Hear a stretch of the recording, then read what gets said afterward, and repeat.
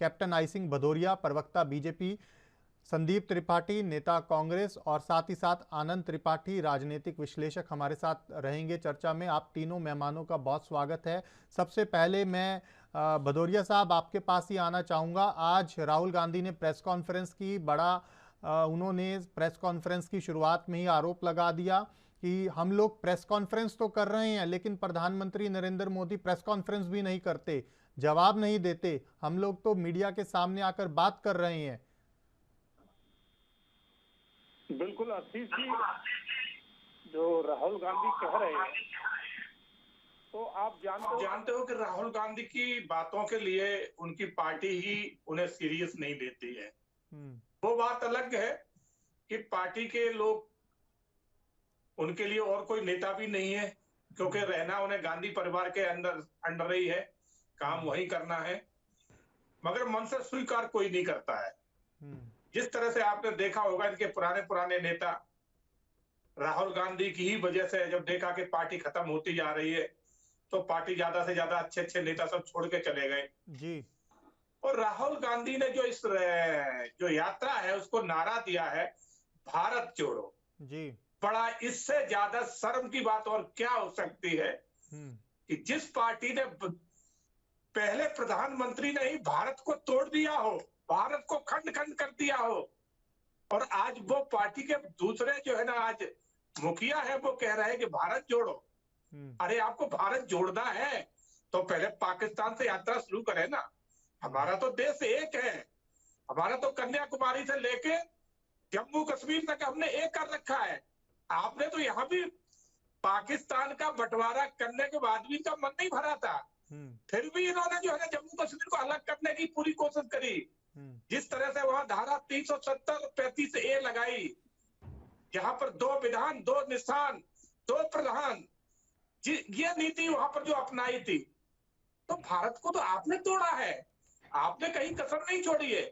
जब हमारी सेनाएं लड़ रही थी और लाहौर तक पहुंच चुकी थी, उसके बाद यूनाइटेड नेशन में नेहरू जी को जाने की कहां जरूरत थी। आज पीओके हमारा बिगड़ लड़े और पाकिस्तान के पास चला गया। कभी कांग्रेस पार्टी नहीं बोलती कि पीओके का वापस लेंगे, एक बार भी नहीं कहती है, और न ही इन्होंने कोशिश करी। मगर हमारे नेता सीना ठोक के कहते हैं कि पीओके हमारा है और हम इसके लिए जान भी दे देंगे। सदन में हमारे माननीय गृह मंत्री अमित शाह जी ने कहा था ये शब्द, और हम आज भी कह रहे हैं कि पीओके को लिए हम बिगड़ बैठेंगे नहीं शांति से। पीओके हमारा अभिन्न अंग है। पीओके के ऊपर चर्चा फिर जरूर करेंगे, लेकिन सवाल एक ये है, आज जिस तरीके से राहुल गांधी ने अपनी प्रेस कॉन्फ्रेंस में कहा कि नफरत खत्म करनी है, क्योंकि नफरत इतनी फैला दी गई है कि उसका नुकसान होता हुआ पूरे देश को नजर आ रहा है। क्या वाकई में ये नफरत फैलाई गई है बीजेपी की ओर से, जो ये आरोप लगा रहे हैं राहुल गांधी? आशीष जी, राहुल गांधी जब विदेशी मीडिया में बैठ के, इंग्लैंड में बैठ गए, विदेशी प्लेटफॉर्म पे बैठ गए और वहां कहते हैं कि भारत में तो बारूद बिछा दिया गया है, पेट्रोल छिड़क दिया गया है, सिर्फ माचिस लगाने की जरूरत है, तो नफरत यहां से शुरू होती है।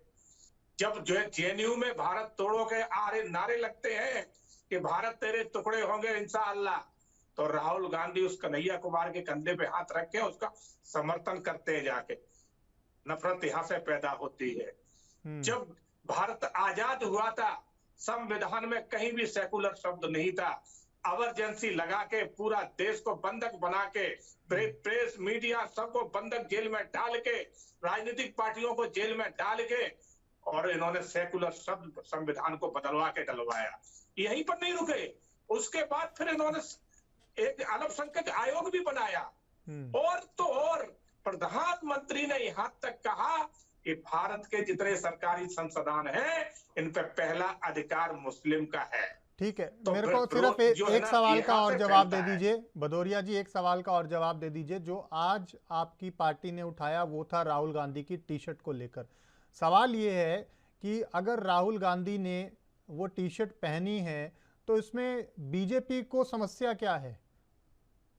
हाँ, बहुत अच्छी आशीष जी, आपने बहुत बढ़िया अच्छा पॉइंट दिया।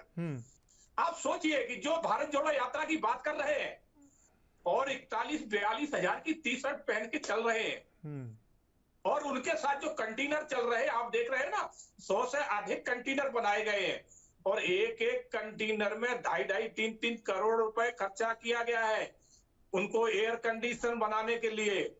तो ये तो जो कितने अरबों में ये यात्रा बनकर तैयार हुई है, तो इसका पैसा कहां से आया होगा ये भी आप जानते होंगे। न जानो तो मैं बता दूं, जहां जहां इनकी सरकारें हैं उन सरकारों ने पूरा ये खर्चा उठाया होगा। तो पैसा जब सरकारें वहां का पैसा इन यात्राओं में लगा देंगी तो वहां का विकास कहां से होगा। राजस्थान की हालात आप देख रहे हो, छत्तीसगढ़ की देख रहे हो, 2 ही तो इनकी सरकारें बची हैं। जहां इससे पहले जब महाराष्ट्र में थे तो 100 करोड़ की वसूली ये करवा ही रहे थे। इनके जो है ना पिछले पुलिस कमिश्नर जेल में बंद है, इनके टाइम के 3 मंत्री जेल में बंद है। तो इनकी ये कारस्तानियां रही है। और बात कर रहे हैं भारत जोड़ो, बात कर रहे हैं कि जो है ना देश में उन्माद फैलाया गया। अरे हिपोक्रेसी तो राहुल गांधी आप कर रहे हैं। हमने तो, हमारे नेता ने एक ही नारा दिया है, सबका साथ, सबका विकास और सबका विश्वास। ठीक है, संदीप जी से जवाब ले लेते हैं। संदीप जी सुन लिया आपने भदौरिया साहब जो कुछ कह रहे थे? आग्रह है कि थोड़ा बहादुरी दिखा